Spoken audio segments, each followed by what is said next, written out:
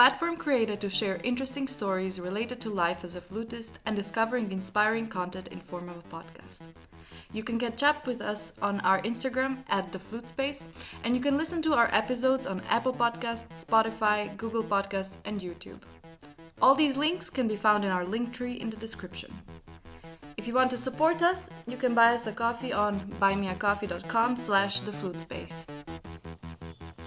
So in this episode, we got to talk to Joséphine Olech, and we actually went to Rotterdam with the whole Flutespace crew. Which was very exciting. It was our first business trip. Which felt very much like a school trip. Indeed, it did. And we were also excited to meet Joséphine because she's just a legend. Yeah, absolutely. And we were talking with her about very exciting topics like her life in Paris as a student, and then how it was for her to start in Rotterdam Phil, where she's working now. Yeah, exactly. Like the move to another country and adapting to a whole different orchestra. And we also talked to her about substituting in other orchestras. Like Berlin, where she played. Very fancy. And we also got to talk to her about her personal projects that she's doing, the Alma Mahler Kammerorchester, and also, how it was to record an album. And we hope you enjoy and that you learned something. And also, just to enjoy all the wise words she said, because she was amazing. Yes, she's amazing. Well, thank you, Joséphine, for being with us and for having a talk with us. Thank you for the invitation. You were just telling us before already that when you won your job in Rotterdam Philharmonic, you were still studying in Paris and you were going back and forth. And we were wondering, how was it for you to study in Paris in general? It was great. Obviously, I come from Paris, so it was very practical for me. And it was also very much like the logical place that I wanted to go somehow. I was also very lucky because all the teachers I had were just perfect for each moment of my growing process, and so it just happened also quite smoothly, I have to say. And so I think until a certain moment I didn't realize how lucky I was to just arrive there. I mean, I did know it was amazing, but I don't know, I just really had the best teacher to prepare, and I don't know, it was really nice. And then when I was there, how was it? I mean, because you were obviously living there, but as a student, I mean, did you have a different experience of Paris as a city? Yes, a little bit. Also because the school is in this district, in the 19th district. Mm-hmm. It's on the edge of Paris, so it kind of changed a little bit my center of where I was going every day. And so, I discovered different places like the Canal de l'Ourcq and La Villette and the park there. So it's actually a nice area. So I just switched a little bit my pole to there. But I guess you mean more also like musically or... Yeah, or like the student life. Is there like a scene or... A scene? I mean, like of students, I don't know, going out or is there like is it very connected? In the CNSM, is it like a family more, or do you go and you have lessons and then you go away, or... Yeah, I think everybody finds their little family within the school. Probably it's the same in every school. No, you have your gang. So I had my gang for sure. And then there's this bar in front of the conservatory where everybody goes every night. So it's like, nice. And then I don't know. I think everybody. It's a great school for all sorts of profiles. Everybody can find their family, their tribe. But in the woodwinds. There's generally a very good atmosphere.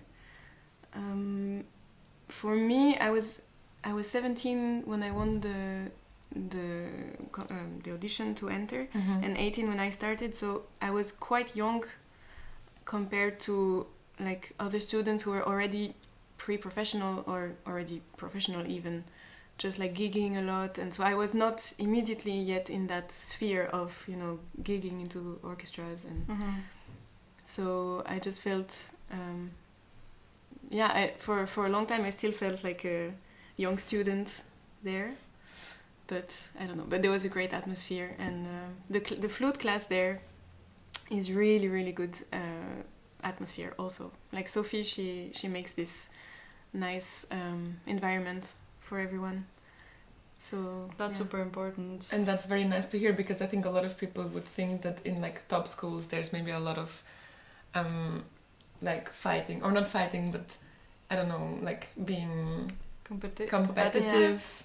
Honestly, I found more competition trying to get into the school than when you get into it. Yeah. So when I arrived there, it was just really more like a family feeling.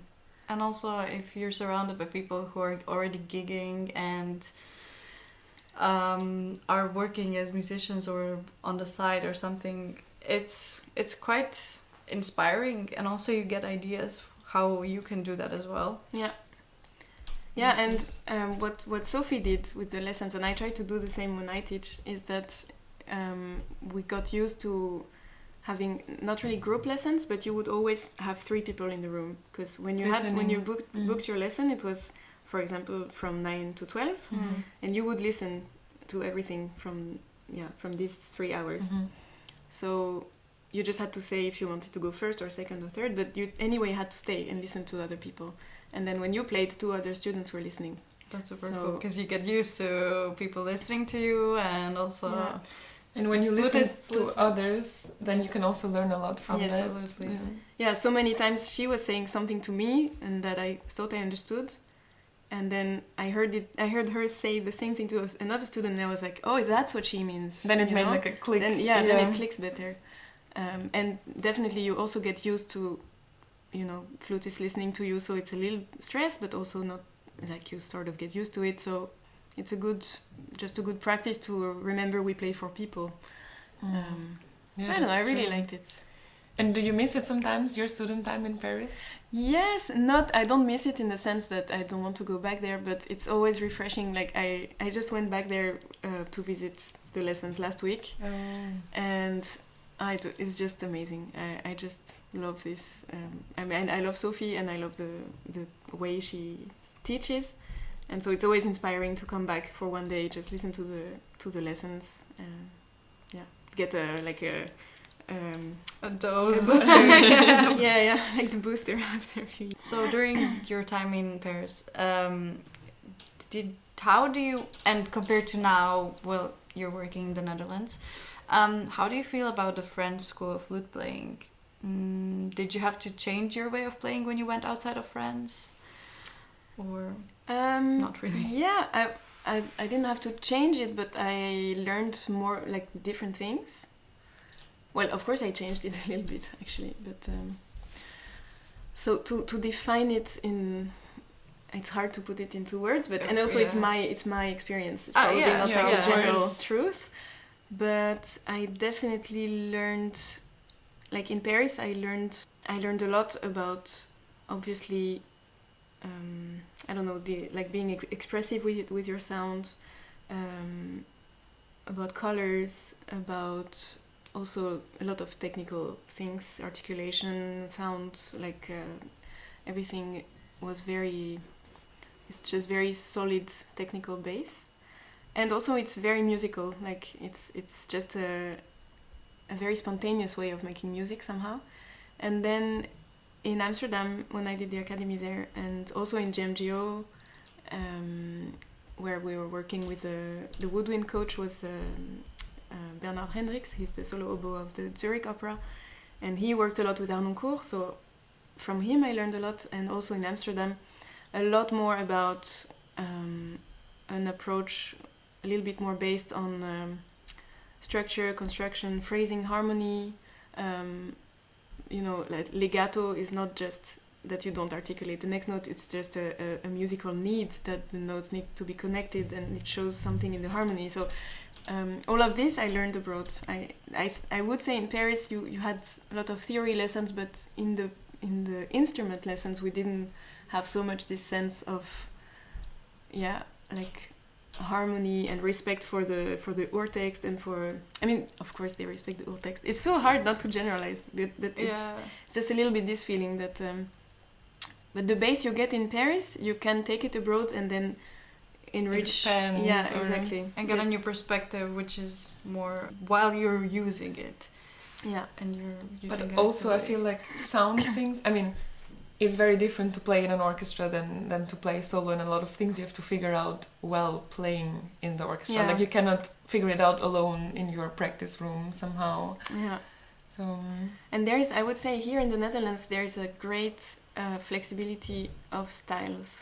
Like in my orchestra, also in Amsterdam, we play Bruckner and Mahler very often, also Shostakovich, of course.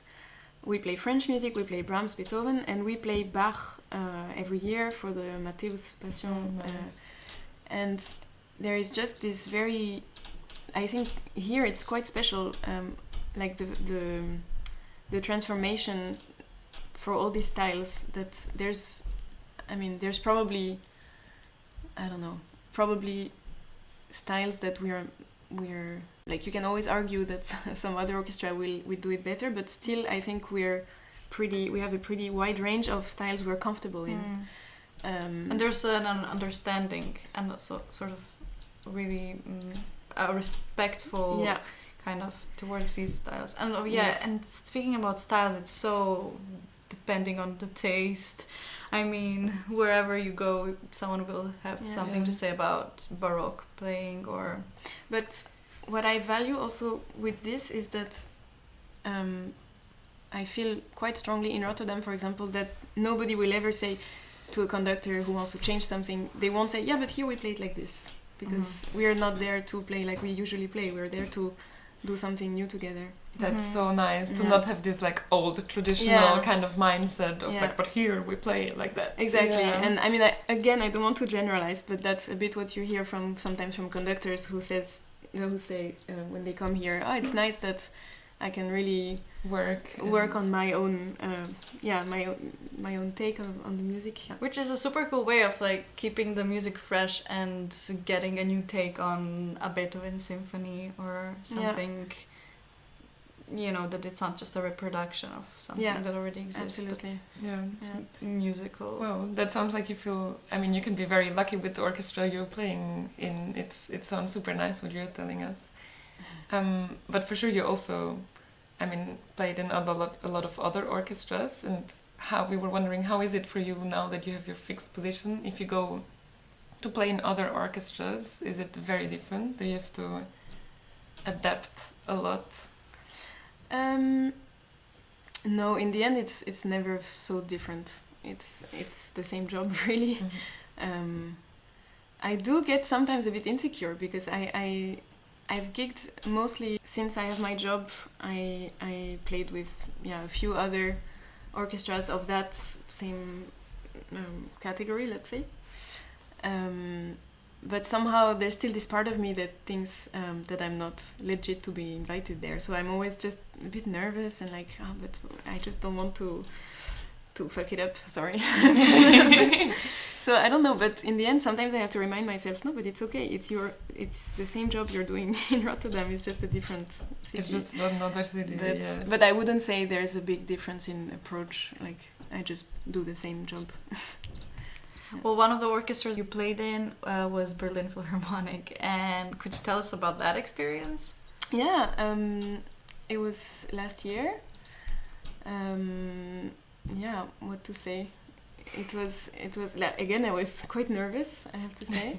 I can imagine. So I really prepared super well, but the program was nice. There was this violin concerto with Janine Johnson, Sibelius violin concerto.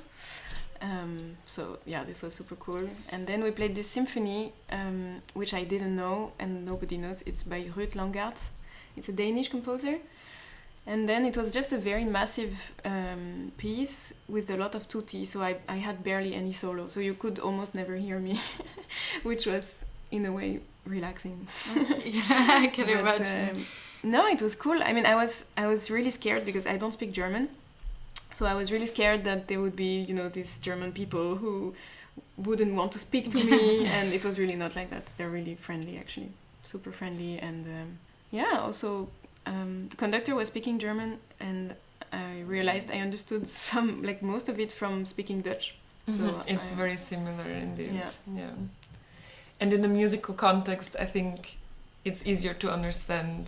Of course, things. Yeah, because you know exactly like let's say the range of the possibilities of what he's gonna say. Like the vocabulary is not he's not suddenly gonna talk about politics with words you don't know. You know? Yes, in the ideal case. Well, would not happen. It can always happen. Was it always your goal to play in a professional orchestra, and now that you play in one, is it how you imagined it would be? Yes, it's everything I imagined and better. It's something I didn't doubt. I don't know. I just really wanted to have this sort of life. Not really when I was in Paris, because I didn't know what it represented so much. Because I wasn't gigging so much. I was, like I said, I was a little young, I don't know, fresh bird.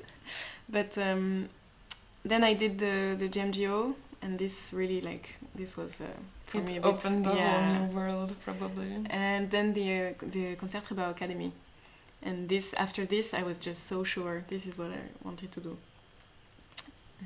Wow. Also, after GMGO, you were a part of, you still are, of the Alma Mahler Chamber Orchestra. Yes, the official name is Alma Mahler Kammerorchester. Okay. Yeah, I'm very much a part of that. It's a little bit my baby. A little bit like this podcast is your baby. So it was the same thing with a group of friends from GMGO. We just wanted to make that happen. So we did, and we learned a lot. We still learn a lot in the process. And it's still going on. It's mostly summer residencies where we try to gather our friends from all over Europe, who most of us now have jobs in orchestras, and we just meet in the summer and make a nice program, and we make it our own, and we try to keep it.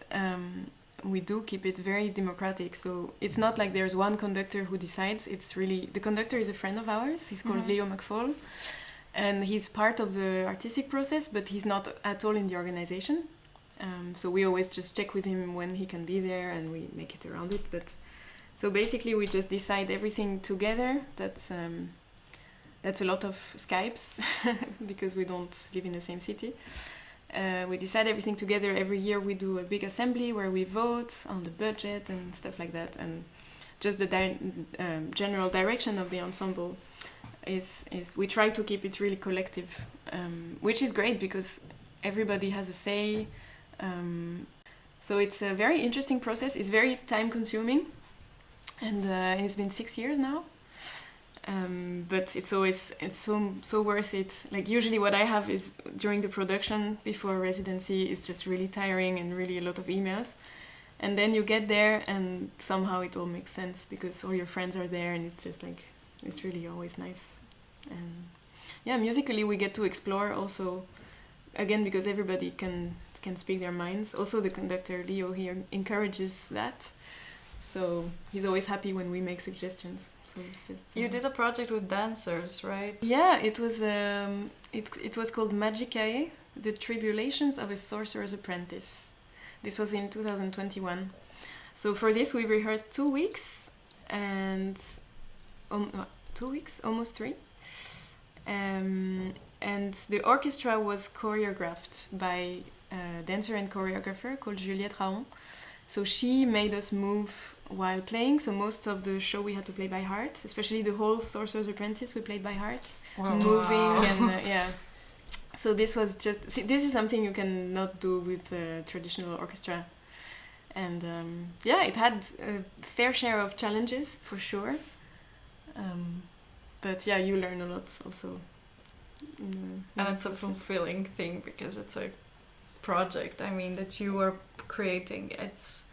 It's really, I don't know, it gives you some kind of satisfaction that maybe other and when you don't. put a lot of time in the planning and then you see it working out and like coming together, and especially if it's with friends, it must be of amazing. Course. We're gonna switch topic a bit now, and we wanted to ask, how do you mentally prepare for competitions or auditions? Like when you have something big coming up, how do you? Yeah, so I did 2 big competitions in my life, Prague and Nielsen. And for both of them I used the same practicing schedule somehow, which a friend of mine told me just before Prague. I asked this guy, this oboe player from Paris, because he was doing a lot of competitions, and he gave me his way of organizing time, and I used it since. So it's not really about mental preparation, but just like practice schedule somehow. Mm-hmm. So basically, when you prepare for a big competition, you have a lot of repertoire to go through, like really a lot. So for Nielsen, I think it was 4 rounds, and altogether more than 2 hours of music, which have to be ready. And for me, what I did is that since there are 4 rounds, and every round has 1 or 2 or 3 pieces, let's say, then it's difficult sometimes to imagine how to practice everything. So you might be tempted to do everything every day, but then you just spend 5 minutes on each piece, or to do like for 1 week 1 concerto, but then you have all the rest of the repertoire that you can't go through. So what this guy told me to do, which I still do, is to organize your time. So for example, if you practice 5 hours in the day, so you have to practice a lot of hours. I mean, that's also that's the given. Well, if you prepare such a competition, yes. So let's say if you do 5 hours, you do like 45 minutes of warm-up, or I don't know, half an hour warm-up, and then divide your time in sequences, like for example 4 sequences of, I don't know, 1 hour or 50 minutes. And then in all of these sequences you try to do a piece from each round. So you can spend 45 minutes on a piece from the first round, same like after you make a little break, and then you spend some time on the second round, etc., which means in one day you played already, I don't know, a third of the program. Let me know like if one step of all the rounds. So like in every day you practice every round, but not every full round. Exactly. Right? Just one movement of this Bach sonata that's going to be on the second round, for example. And then the next day you do the same, but you switch it. So you play the other piece from the first round that you didn't play yesterday, second movement from the Bach sonata, etc., which means day after day you just sort of always have pieces like kind of on the music stands that are never too far away. And then as close as you get from the competition, you make it a bit shorter. So you try to do maybe shorter sequences, like 20 minutes of Bach, just singing this, singing that, then 20 minutes of the final concerto. And the most important thing is the closest you get to the competition, the more you have to focus on the first round. Somehow, because the first round is just your entry key to the competition. Like if this is not ready, then there's no point practicing the rest. So this has to be super strong. And then also for me, for example, for Prague, there was this Paganini Caprice, which was difficult, and I decided for myself this I practice every morning in a very methodical way with metronome and this sort of articulation. So I made a plan for myself, and this was every day because I knew I couldn't leave it too much behind. And then to play for other people, like to make sure, I don't know, a month before the competition you can play first round very solid, 2 people. So before Nielsen, for example, I did I booked a hall with a pianist, and I did 2 evenings of just playing everything for my friends and some students that were there, just to see, can I go through with it? So basically, like organize everything to spend equal time on everything and never leaving too much behind, and then focus on first round and play through for some people. That's how I organized it. That's a super nice system, because in this way you always have like all the rounds growing at the same time, kind of. Yeah, that avoids a little bit the situation of being super prepared for the first round, but then as you go further you're more and more stressed because you are less and less ready. And then leaving one piece or behind or kind of in the back of your mind. No, you're progressing and all. A very cool rotational system. It sounds complicated, but actually it's I don't know, it's helpful. And I'm not that organized as a person, so but this for me was just a relief to have this way of practicing, because I felt like and if you have a plan, then it also, I mean, you do have to put less thoughts while practicing into the planning, because you already know what you will do. Yeah. Did you keep a flute journal, or no? Was it written? Was this rotational system written?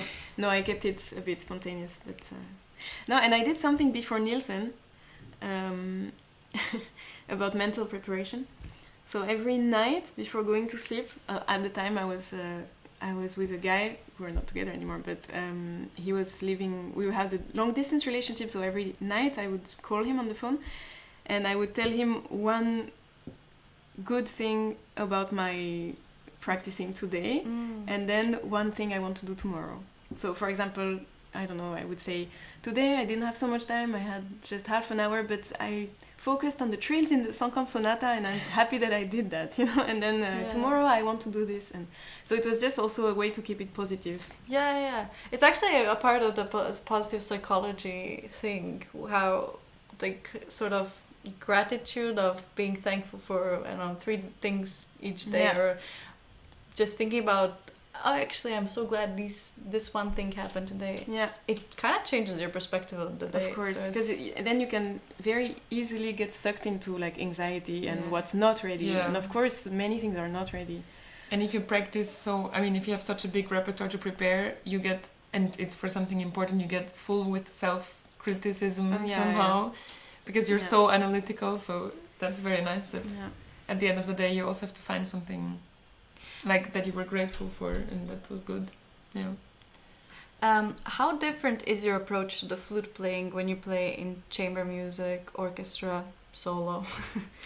I mean, I would say the approach is basically the same, but the amount of like the stamina and the practice you have to put into it, like there's nothing more difficult than a concerto. Chamber music and orchestra, you of course you prepare super seriously, but because it's teamwork, you just always feel supported. And I don't know, in a concerto, of course there's the orchestra and the conductor, but at the end you're responsible for your own very physical part, and and this is scary. And also most of the time I try to play by heart, and I don't know, then you just feel like it has to be so strong and to not leave any room for doubt. And in the orchestra it's different, because like there's nothing that matches the technical difficulty of a concerto in the orchestra repertoire. I mean, even the Volière or Peter and the Wolf or even Symphonie Classique, you can play with normal amount of practicing. And for a concerto I would really try to be bulletproof.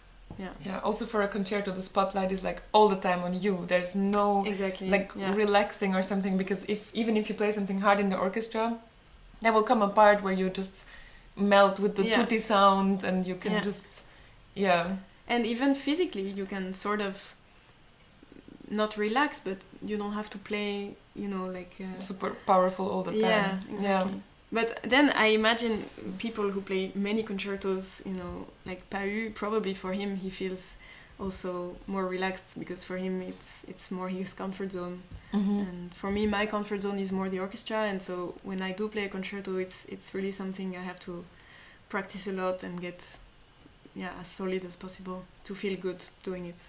So kind of connected to that, there's a lot of people having auditions right now, looking for a job or just auditioning. What tips can you give to flutists who are now currently finishing their studies and auditioning orchestras?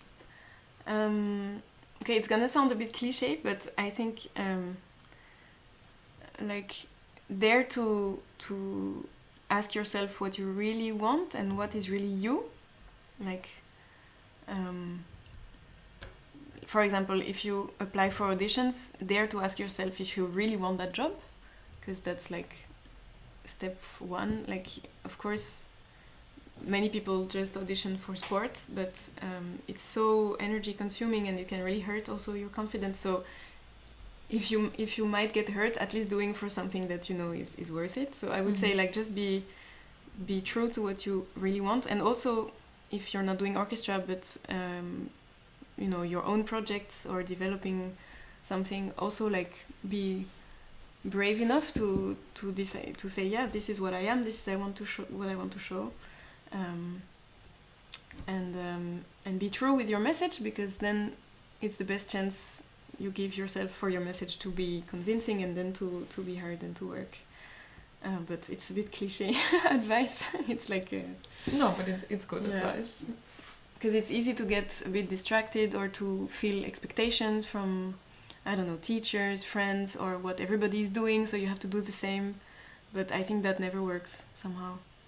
If you do something and you're not 100% sure it's you, I don't know, does that make sense? Yeah, absolutely. I mean, you have to be authentic with the things that you do, because then you show your best. But eventually that's true for everything, also in your playing. Like, at some point you have to trust that what you have to offer musically, what you feel has to be offered, that your way has a right to exist. And otherwise, if you always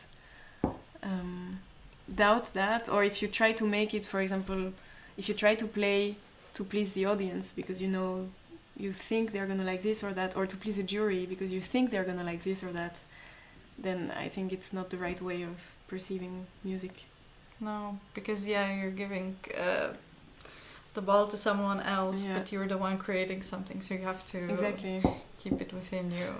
Of course, when you audition for an orchestra, there are things that, I mean, I wouldn't calibrate on, I'm gonna play for Rotterdam Philharmonic, so I need to change my playing to this or that, but there are some general, for any orchestra, some expectations that have to be met, like... Yeah, like you have to fit in a sort of... Yeah, but it's very general. It's just like intonation, rhythm, musicality have to be there. But then in the details of that, I think at some point you have to be you. Also, and now I'm in the jury for many auditions in my orchestra, and really at least here, the thing that works most in the final is someone who has something to say and is enjoying to say it.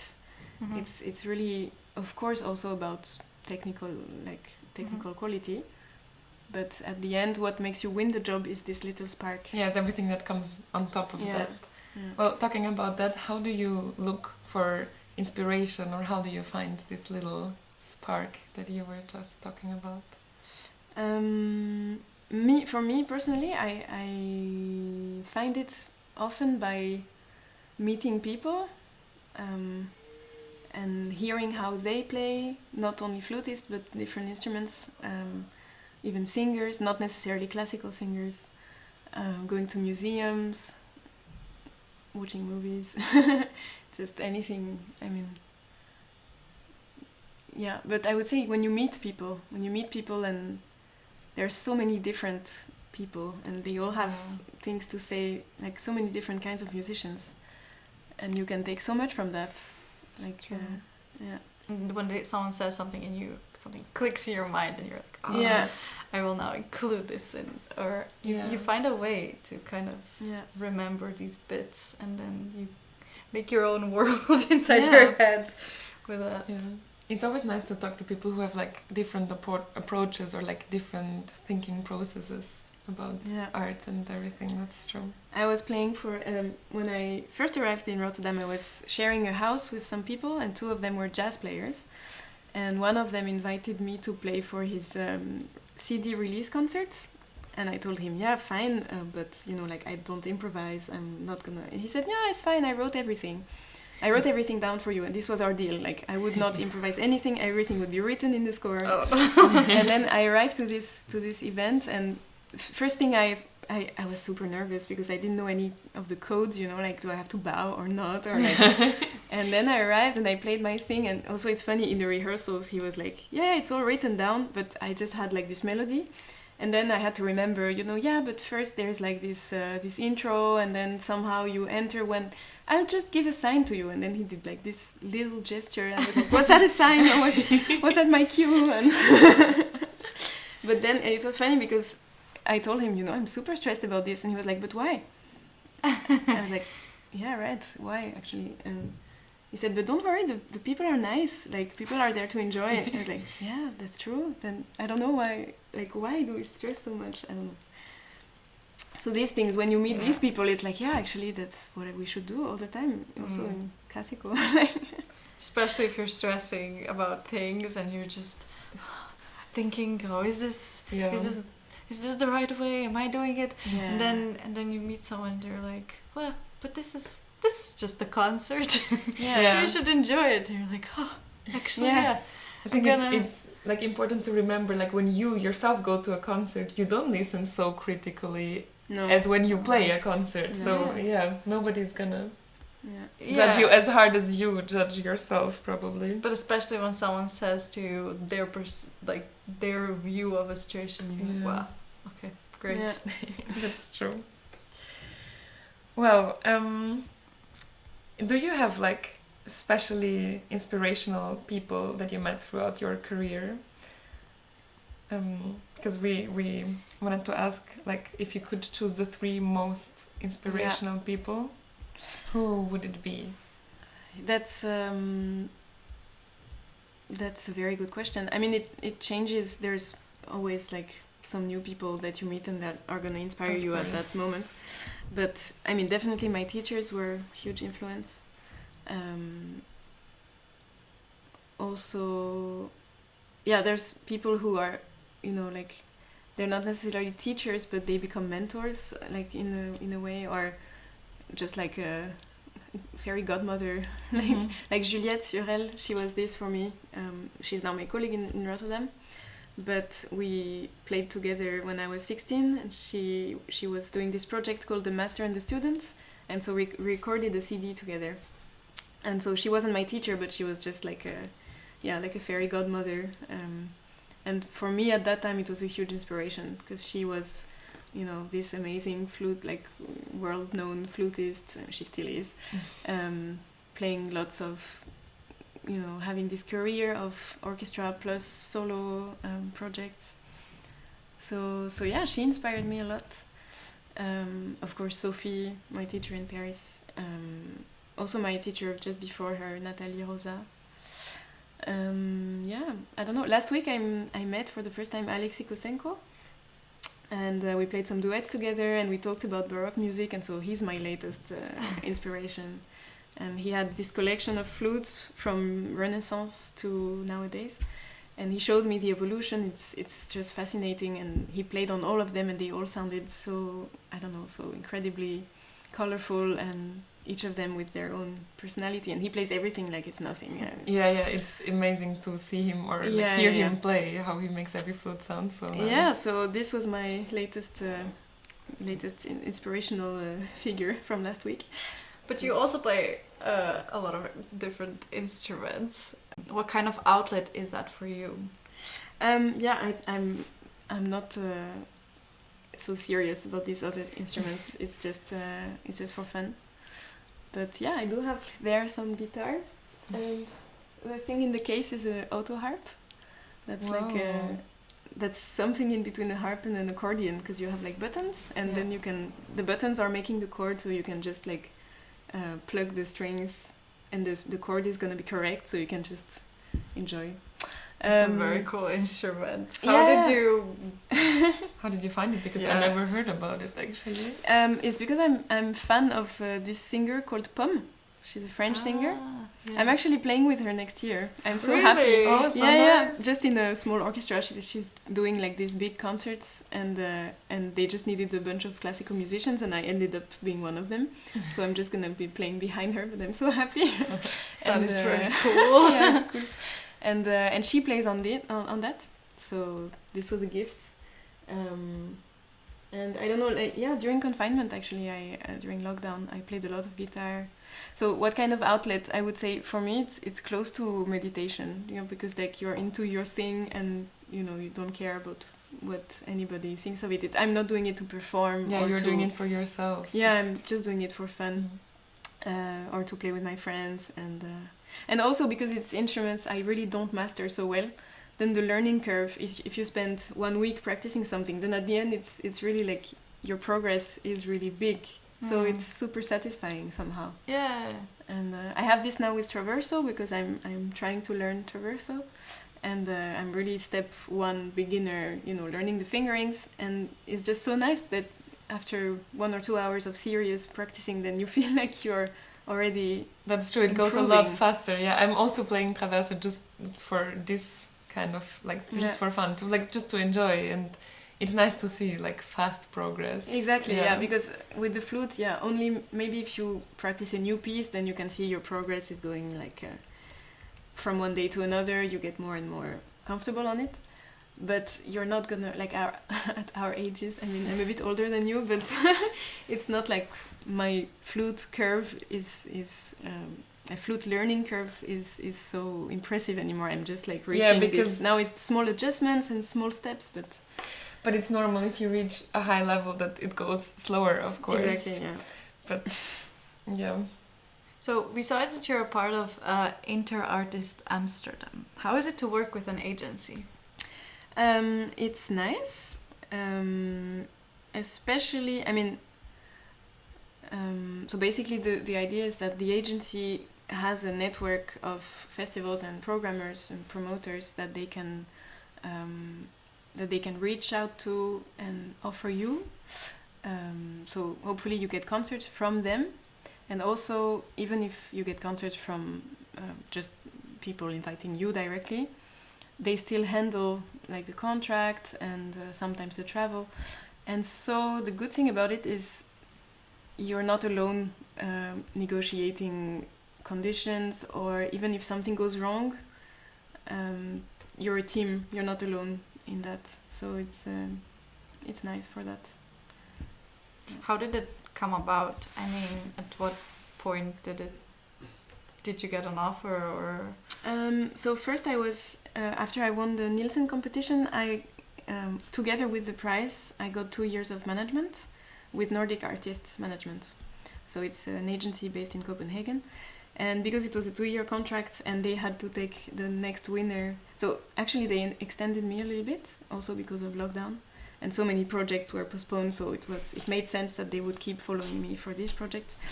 But then I had to switch at some moment, so I contacted Interartist, and we had some meetings and we talked, and in the end we partnered up. But it's still fresh. It's been 1 year that we worked together. So Okay, that sounds good. That sounds really good. You recorded an album, and we wanted to ask, how was the process for recording this album, and how did you come up with the idea behind the album Reconnect, Nature and the Modern Man?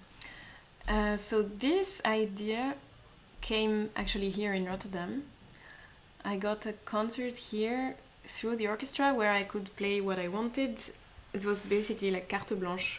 I had free hands to create a program that was innovative and connected to the city of Rotterdam somehow. And so this concert was in one of the buildings near the river, near the Maas. So it's this sort of New York landscape, Manhattan. So it was in a super tall building with a view on the river and on the bridge. And very far away you could see the harbor. And so I decided to do something about the harbor of Rotterdam and about sailing and the sea. And so in this program I played music from composers who were sailors, like Jean Cras, but also George Crumb's Vox Balenae, together with Takemitsu Towards the Wind. So both these pieces are about the whales. So the piece by George Crumb is based on a recording of whale songs that he heard in 1969. And so the piece is very much about this sound of the whales. And this other piece by Takemitsu, it's written for a Greenpeace campaign called Save the Whales. And it's also about the whales and the culture of whaling and killing the whales. And so these two pieces, I thought someone has to play them together. They make so much sense. And they are from the same period, more or less.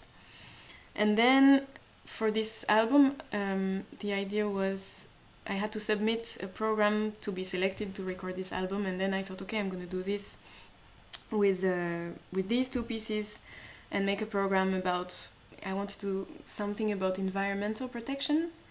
And so I did it in a way that it's not really about nature, it's about man's complicated relationship with nature.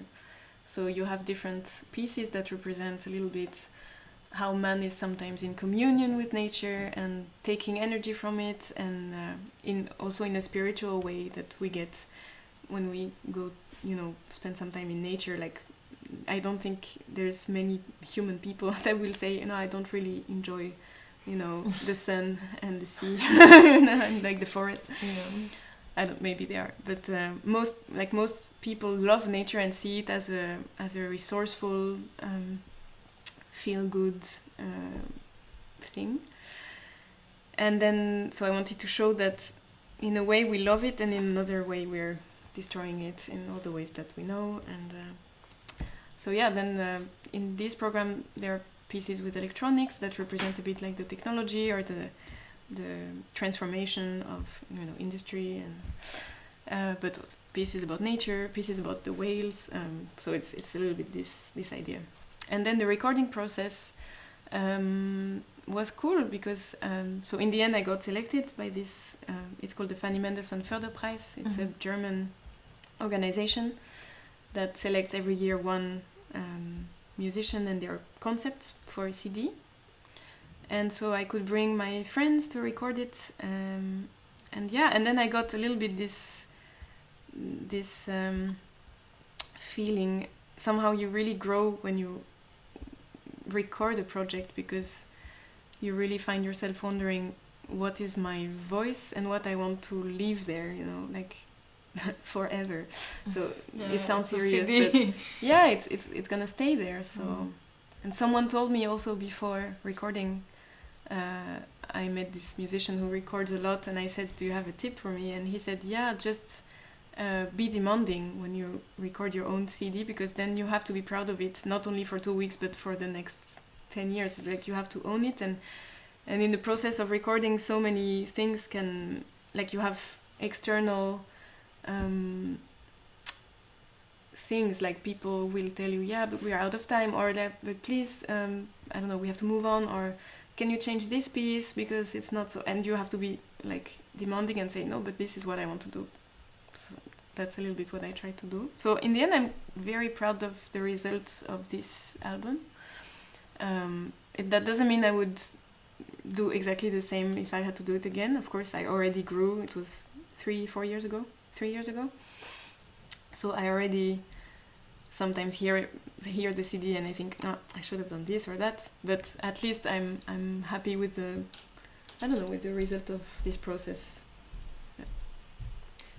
But I think that's super normal to. I mean, it's a sign that you're growing. Of course, not everyone is listening probably to their albums and be like, oh, maybe now I would do it differently. Yeah, but it's just a musical picture of that moment of your life somehow. Yeah, that's a good way of describing it. Yeah, sure. I mean, some people record the same pieces 10 years later differently. Yes. But now is the time to move on to our fire questions. Oh. So the first question is, which of the 4 elements would describe your personality the best, and why would you choose that? Oof. I think water. And why would you choose water? That's a good question, because it's I don't think it's more because I'm not feeling like the other ones. Yeah. I think water because it's somehow calm, but also has a direction. But also it's a bit everywhere, and it can be powerful sometimes. But in general, it's not like for example, fire. It would be more like super energetic. So I'm more like lower energy, but I can mold move and flow. And it can take so many shapes. No. Yeah, that's true. That's so I think nice water. Answer. Yeah. What is your favorite song to sing and accompany yourself with your guitar? Oh, that's a Johnny Mitchell song, and it's called Cactus Tree. That's a very nice song as well. Can play it later if you want. Oh, that would be amazing. That would be Yes, amazing. I would love to listen Yeah. to it. So, what movie soundtrack would you choose for your life? At the moment, because this is changing a lot, but since this week, I would say Suddenly I See from The Devil Wears Prada, but just because it's been my motivational song for the last 3 mornings. So right now this is my answer, but I don't know if It kind of also goes with the weather. I don't know, grey weather and going down the streets. It kind of goes with that. Yeah. Thank you, Joséphine, for talking to us. We loved your answers, and also thank you for welcoming us to your home.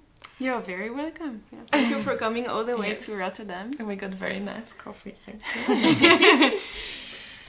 Actually, normally we would give you coffee. Oh. But we couldn't give you coffee because you already gave us coffee. So we brought you something from Belgium. Oh, amazing. But we hope you like chocolate. Oh, that's amazing. Thank you so much. This will be gone in 2 days. You can eat it with Thanks. a spoon. Well, so thank you again for talking to us, and yes, we will gladly follow your path, playing and giving concerts with the orchestra and your chamber project, music yeah. and everything. So yeah, thank you. Thank you. Quickly already then in the key. And so this singer, and then you can.